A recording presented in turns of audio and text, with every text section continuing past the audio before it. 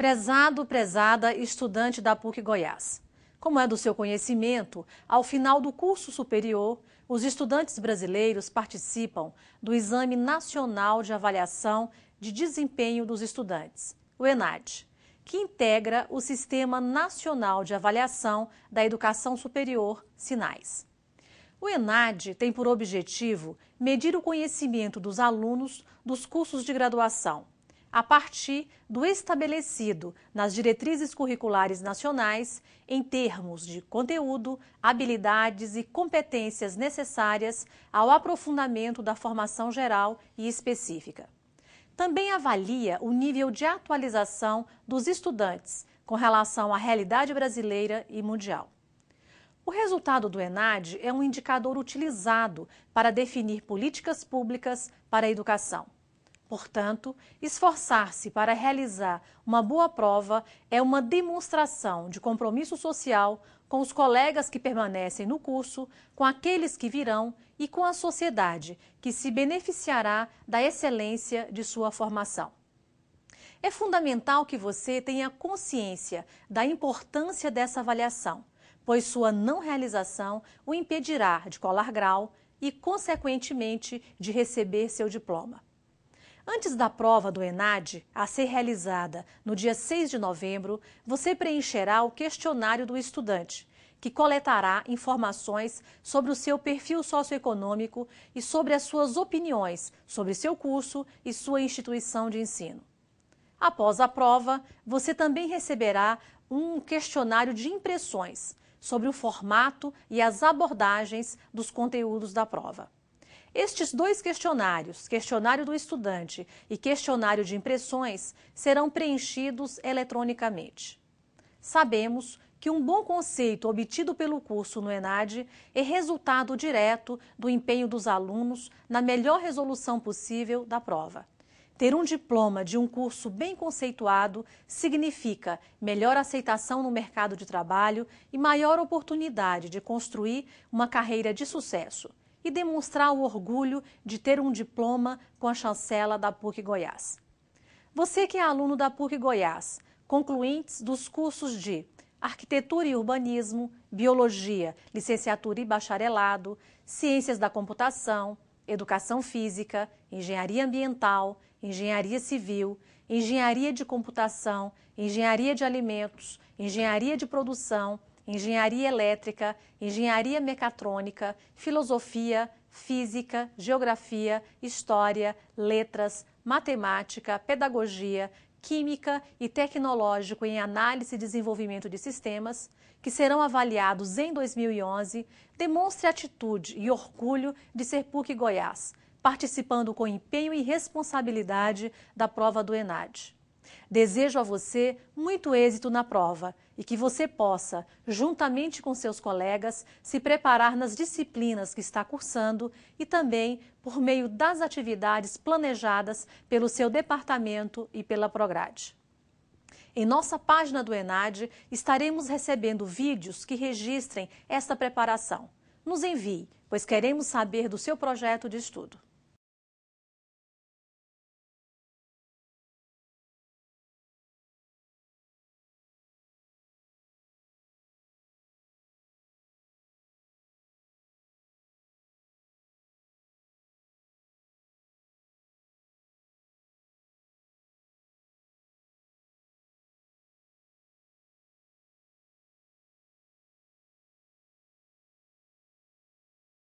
A prova do último ENAD, realizada em 2008, tem o mesmo espírito das avaliações anteriores realizadas pelo INEP, de procurar cobrir todos os conteúdos das disciplinas específicas do curso de Física.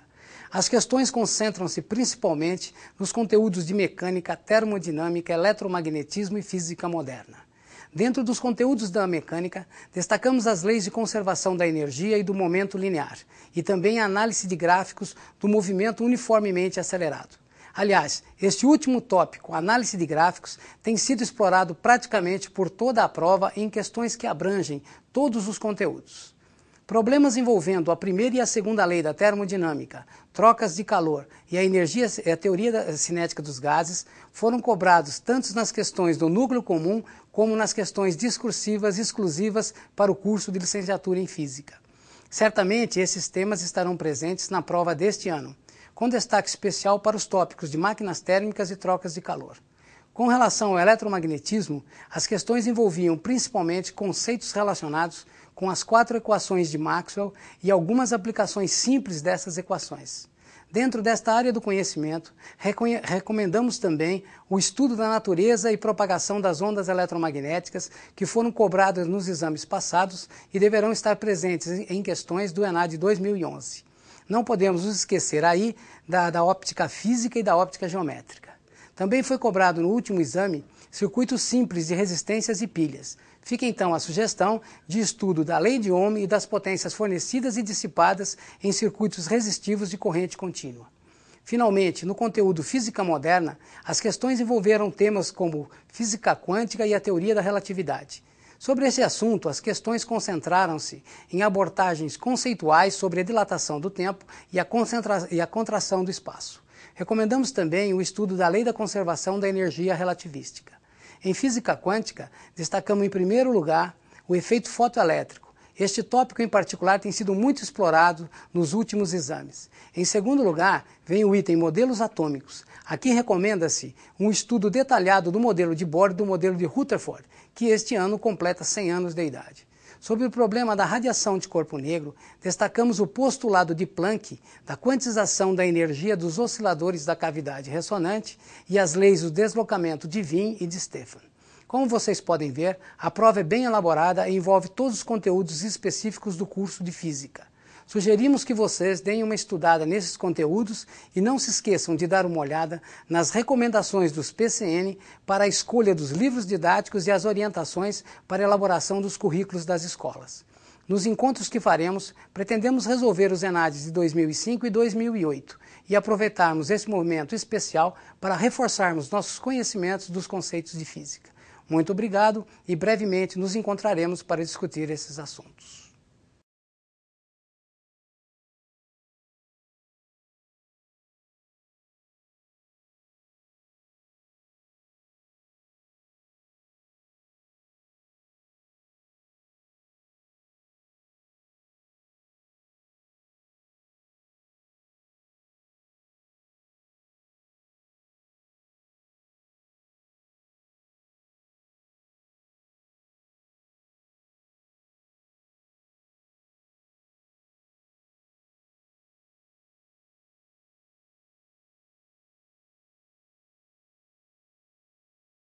Vamos fazer alguns comentários a respeito das questões do ENAD da prova de 2008, da área de conhecimentos gerais de Química. As questões que eu selecionei para serem comentadas são as questões de número 13, 15, 18, 28 e 34. A primeira questão, número 13, é uma questão que trata da parte de Química Ambiental a respeito da depleção da camada de ozônio. Os conhecimentos básicos que para a gente ter a respeito dessa questão são principalmente aqueles relativos ao ciclo de reações da destruição da camada de ozônio, que a gente tem visto isso sempre na disciplina de Química Ambiental do curso de Química. Esse gráfico que é mostrado, né, onde a gente tem um pico da espécie CLO, ele representa, na verdade, o crescimento dessa espécie em função do consumo do ozônio estratosférico. Essa reação ela acontece através da espécie Cl, um átomo de cloro livre na estratosfera que reage com uma molécula de ozônio e, consequentemente, forma o oxigênio mais a espécie CLO.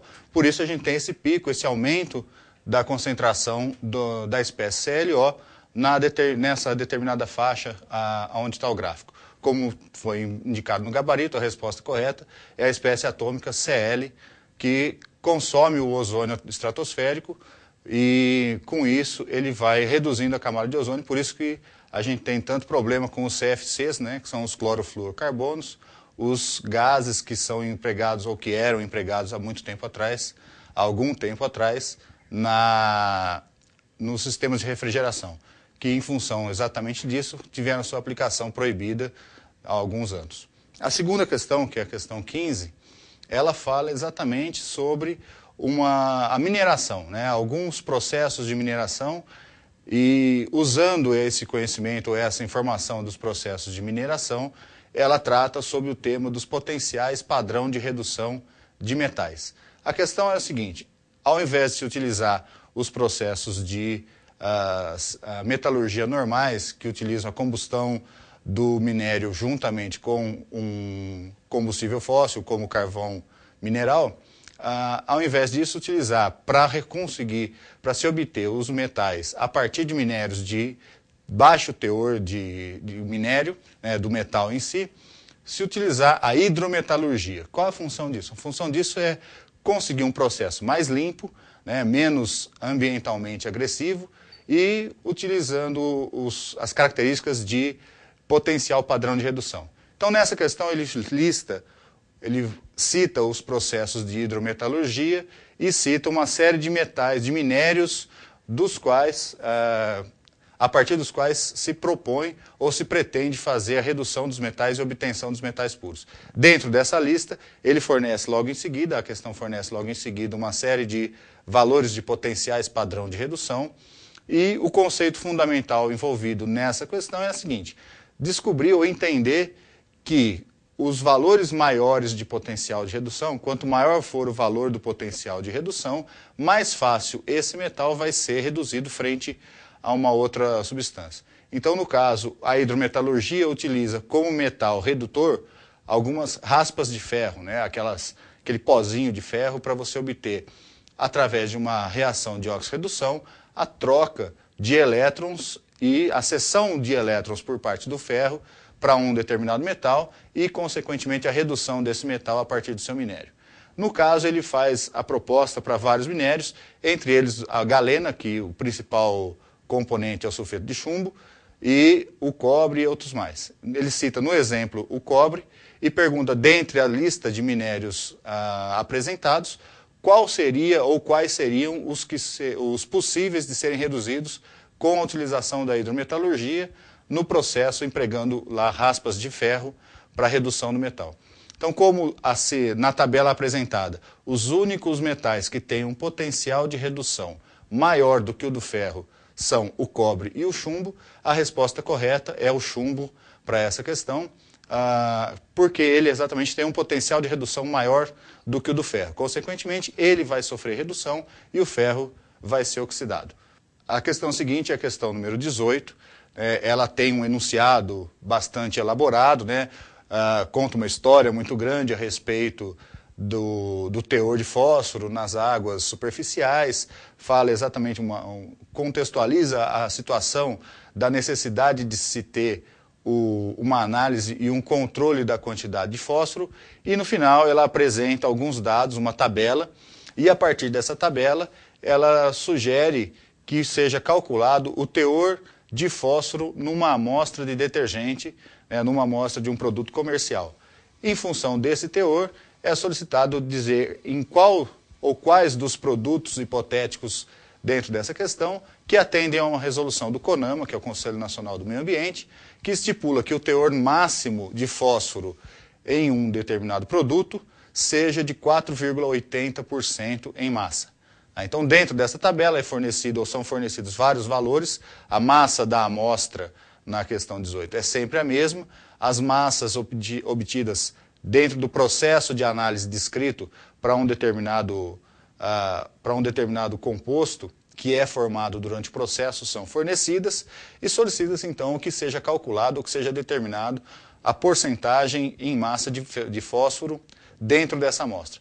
Então, a partir dos cálculos, os cálculos não são difíceis de serem realizados. Você tem uma amostra de, se eu não me engano, é o Mg2P2O7, né? E a partir dessa substância, você obtém o percentual de fósforo nessa amostra, ou nessa substância como um todo, e depois, em função disso, você obtém o percentual dentro da amostra. Dentro dessa amostra, ou dentro desse conjunto de valores que foi apresentado, os dois produtos na questão que atendem à resolução da CONAMA são os dois últimos produtos. Então, o produto número 2 e o produto número 3, que estão abaixo de 4,8%. e os demais abaixo de 4,8. 4,7, 4,3 aproximadamente são os valores que foram calculados para essas questões. Então a resposta correta, a letra E, que evidencia ou que sugere que os dois produtos que atendem à resolução são os produtos 2 e 3. A questão seguinte é uma questão da área de físico-química, que envolve o ciclo de Carnot. O ciclo de Carnot é um ciclo hipotético de uma transformação de um sistema. São um conjunto de 4 transformações para um determinado sistema. Então são 2 isotermas e 2 adiabáticas. Essas 2 isotermas e 2 adiabáticas são 2 processos diferentes. Então a gente tem primeiro uma expansão isotérmica, onde a temperatura é mantida constante, com isso a gente tem uma troca de calor. No próprio enunciado da questão, a gente já tem o valor fornecido de energia que foi, o valor que foi fornecido de energia ao sistema, que é um valor de 40 kJ. Tá? Então nesse processo, a variação de entropia, nesse processo da isoterma, nesse processo isotérmico, é uma variação de mais 40 joules. Depois a gente tem uma adiabática. A adiabática é uma transformação na qual não ocorre troca de calor. Consequentemente, se não há troca de calor, a entropia, que é dada pela variação da quantidade de calor em função da temperatura, como não há troca de calor, a variação no processo adiabático é sempre, a variação de entropia no processo adiabático é sempre zero. O terceiro, a questão que envolve, ou a pergunta, né, o processo que está envolvido na questão é exatamente o processo de uma compressão isotérmica no gráfico representado entre os pontos 2, 3 e 4 desse gráfico do ciclo de Carnot. Então o que acontece? A gente tem uma compressão isotérmica do sistema. Nessa compressão isotérmica, como a gente tem uma redução do volume a uma temperatura um pouco menor, né, do que a primeira adiabática, do que a primeira isoterma, a gente tem uma diminuição do valor de entropia. Toda redução de volume é acompanhada de uma redução da entropia do sistema. Como o próprio sistema fornece, como o próprio dado da questão já diz que foram fornecidos 40 joules de calor, a variação de entropia nesse ponto, né, nesse processo, vai ser de menos 40 joules, que é exatamente o inverso da primeira variação. No ciclo de Carnot total, a variação de entropia é nula, tanto que esse é um sistema ou é um mecanismo empregado para a gente provar que a entropia é uma função de estado, que ela parte de um ponto inicial e dentro de um ciclo ela tem uma variação total da sua entropia igual a zero. Então nesse ponto a questão apresentar o valor representado aí como valor verdadeiro para essa questão seria o valor de menos 40 joules, que é a variação de entropia. Por quê? Porque é o ciclo de Carnot, né, o primeiro processo, um processo isotérmico, que tem um aumento de entropia, porque eu tenho uma expansão isotérmica. O terceiro processo, o segundo processo, um processo adiabático, não há variação de entropia nesse processo. O terceiro processo é um processo isotérmico, uma compressão isotérmica. Pela definição ou pelas leis da entropia da termodinâmica, uma redução do volume é acompanhada sempre de uma redução da entropia do sistema. E essa redução vai ser de menos 40 joules. E o quarto processo, como também é um processo adiabático, tem uma variação de entropia nula. Na soma de todos os processos, a variação total da entropia é nula, o que pode gerar uma certa confusão, né, com a letra C da questão, que apresenta um valor de zero para a entropia. Se a questão fosse calcular ou determinar qual é a variação total de entropia do sistema, seria sem problema. O valor é zero, ciclo de Carnot, sempre a variação de entropia total é nula. Como no caso ele pede especificamente na etapa 3, que é entre os pontos 3 e 4 do meu gráfico, a variação de entropia vai ser de menos 40 joules para esse processo. E a última questão que vai ser comentada dessa prova é uma questão que também envolve alguns conceitos de química ambiental e basicamente é uma questão de cálculo estequiométrico, porque ela fala sobre o teor de oxigênio de um corpo de água, né, e esse teor de oxigênio são apresentadas 5 argumentações de pessoas diferentes na questão a respeito da quantidade de oxigênio que está presente nessa água. A questão correta, a resposta correta seria da quarta pessoa, né, do quarto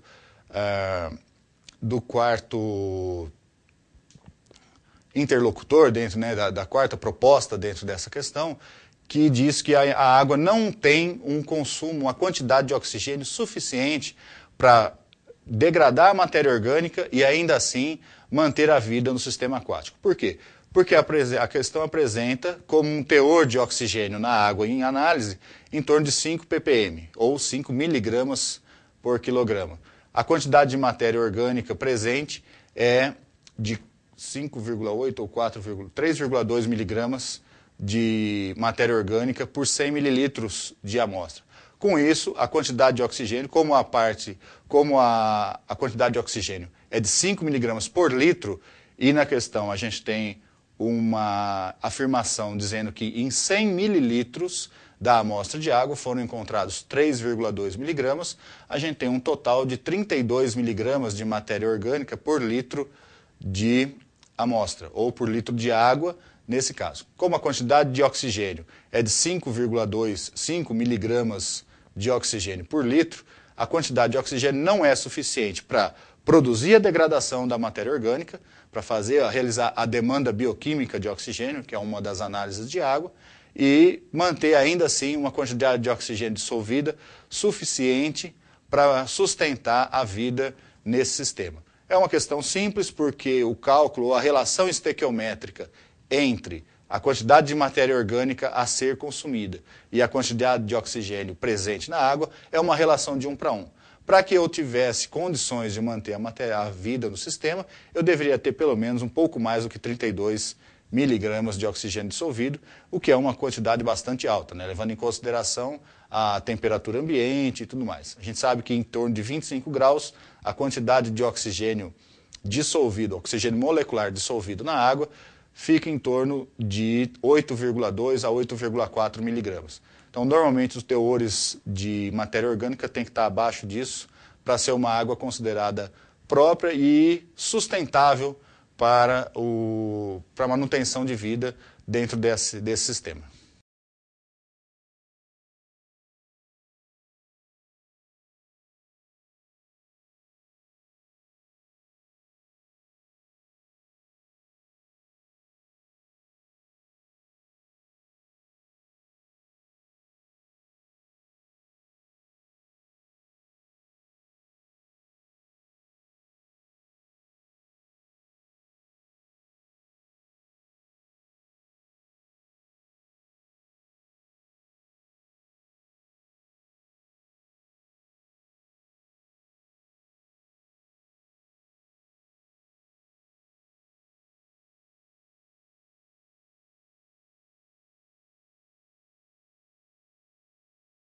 Aborda as questões previstas nos parâmetros curriculares nacionais. É necessário, para tanto, uma releitura da LDB de 96 e dos parâmetros curriculares de 99, PCN+, de 2002 e das orientações curriculares para o ensino médio de 2006, específico da área de ciências da natureza, matemática e suas tecnologias. As abordagens do conhecimento químico contemplam o fenomenológico, o teórico e o representacional.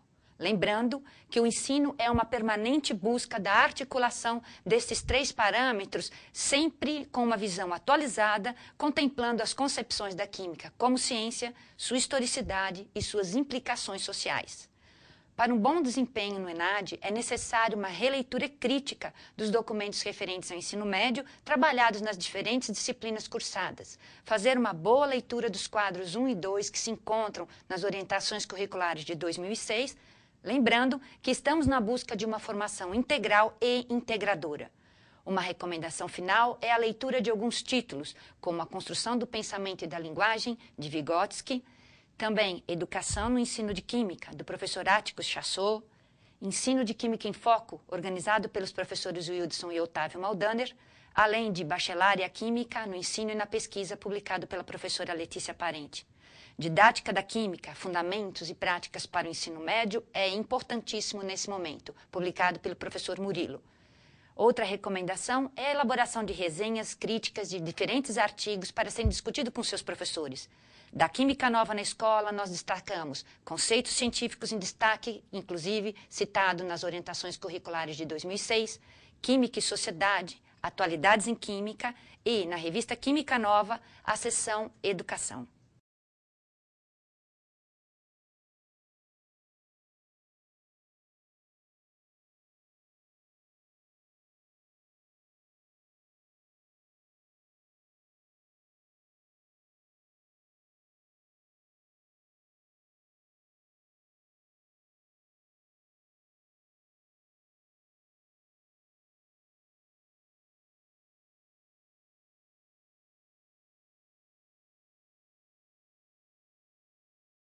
Nós faremos o comentário de duas questões presentes na prova de 2008 do ENAD para o curso de Engenharia de Alimentos. A primeira questão é a de número 41, na parte de formação específica, página 25 do caderno de provas.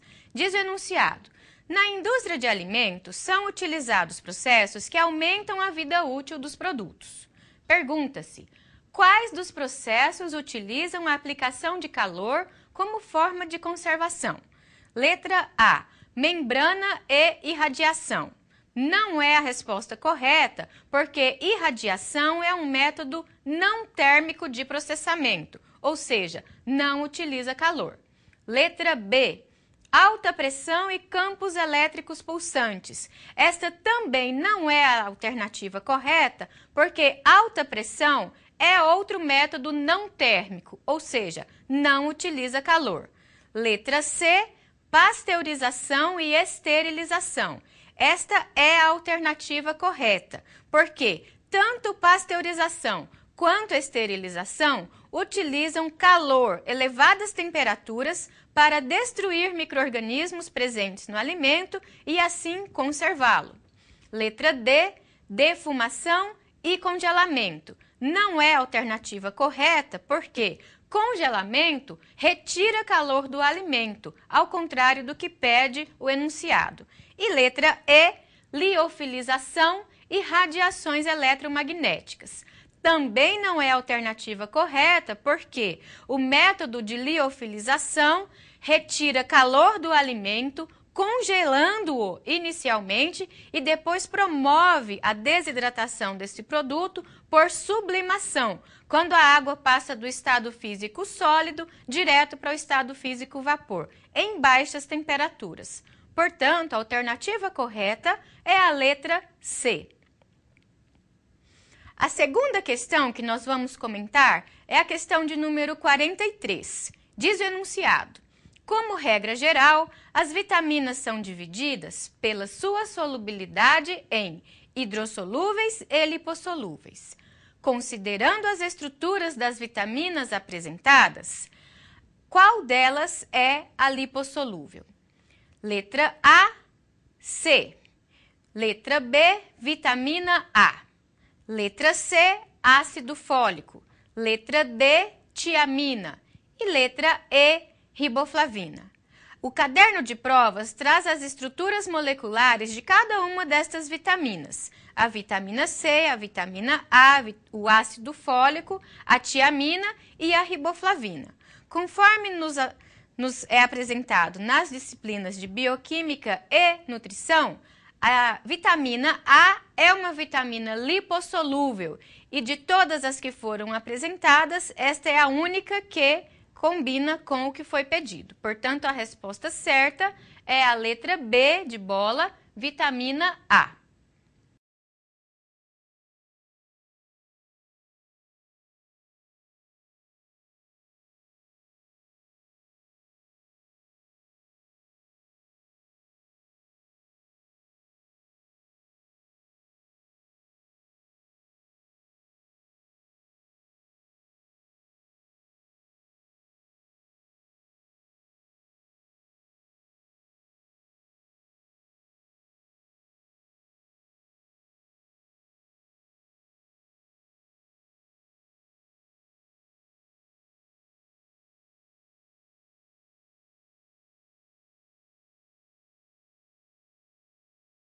ENAD, Exame Nacional de Desempenho dos Estudantes.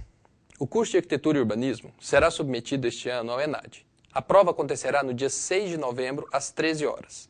Esta é a terceira vez que nosso curso passará por esta avaliação, que já ocorreu em 2005 e 2008. Neste ano, todos os alunos com matrícula 2011 foram inscritos como ingressantes e serão excepcionalmente dispensados da prova. Farão o ENAD como concluintes aqueles com expectativa de se graduar em 2011 e também quem já tenha integralizado mais de 80% da matriz curricular. Cabe lembrar que o ENAD é componente curricular obrigatório e deve, portanto, aparecer no histórico do aluno. O não comparecimento à prova gera uma situação de irregularidade, impedindo a colação de grau do estudante. Depois de uma enorme polêmica inicial, essa modalidade de avaliação dos cursos superiores acabou se consolidando. Apesar das limitações de uma prova teórica em aferir conhecimentos práticos essenciais de nossa profissão, como a capacidade de projetar e planejar, diversas das questões apresentadas nessas duas últimas provas conseguem exigir do aluno tais conhecimentos. Desse modo, o ENAD tornou-se uma interessante forma de avaliar os conhecimentos adquiridos durante o curso. As provas anteriores apresentaram 10 questões sobre formação geral, sendo na primeira, em 2005, 7 questões de múltipla escolha e 3 discursivas, e na segunda, em 2008, 8 questões de múltipla escolha e 2 discursivas. Essas questões abordaram principalmente temas relevantes da atualidade. Em relação ao componente específico, nas duas ocasiões foram colocadas 27 questões de múltipla escolha e 3 discursivas. Percebe-se que essas questões são bem abrangentes, abordando praticamente todos os conteúdos presentes na matriz curricular: teoria e história da arquitetura e do urbanismo, projeto e planejamento arquitetônico, urbano e paisagístico, além de tecnologia. Em ambas as provas, foram recorrentes e frequentes questões sobre planejamento urbano, com discussões sobre o Estatuto das Cidades e diretrizes para este planejamento urbano. Também estrutura, muitas vezes com estudos de casos reais, onde o aluno deve responder sobre o funcionamento de determinado sistema estrutural. Destacam-se também temas como conforto ambiental, restauro, teoria e projeto, repertório, ou seja, capacidade de reconhecer determinada obra arquitetônica de relevância, e também algumas questões de fundamentação, particularmente de representação arquitetônica. Nos anos anteriores, após a prova, o aluno deveria responder o questionário do estudante, ou questionário socioeconômico, com mais de 100 perguntas sobre o seu perfil, sobre a instituição e sobre o curso. Depois de fazer uma prova de quase 4 horas, muitas vezes o aluno não respondia com a atenção necessária a tal questionário, que é fundamental para a avaliação do curso e da instituição. Assim, em 2011, o questionário do estudante será respondido eletronicamente, por meio de página da internet, www.inep.gov.br, durante o período de 7 de outubro a 6 de novembro. Devido à obrigatoriedade de respostas ao questionário, o concluinte selecionado para participar do ENAD 2011 conhecerá a informação sobre seu local de prova após o preenchimento desse questionário do estudante, momento em que será permitida a impressão do cartão de informação. A coordenação do curso de Arquitetura e Urbanismo, junto com a Pró-Reitoria de Graduação, promoverá até o dia da prova ações de divulgação e discussão com os participantes do ENAD. Fiquem atentos e boa prova!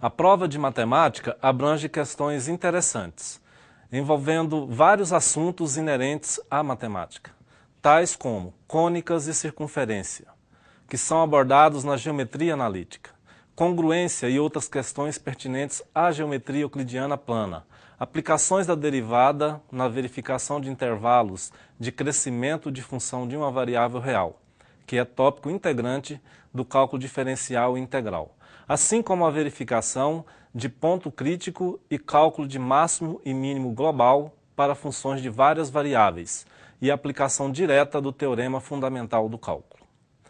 Integra também a prova de matemática questões envolvendo assuntos de álgebra e álgebra linear, tais como sistemas de equações lineares e transformações lineares. Ainda, aplicações da teoria dos polinômios e da geometria espacial, e outros assuntos importantes da matemática e da estatística no que diz respeito a probabilidades. Por tudo isso, a prova de matemática é muito abrangente e também muito interessante, uma vez que explorou e certamente continuará explorando assuntos pertinentes à matemática e que são diretamente abordados nos cursos oferecidos pela PUC Goiás, nas áreas de conhecimento das ciências exatas. Um fator positivo e motivador para os alunos que são futuros candidatos a realizarem os próximos ENADs, pelo fato de que praticamente o que lhes são oferecido em termos de conhecimentos matemáticos é cobrado e explorado na prova de matemática do ENAD.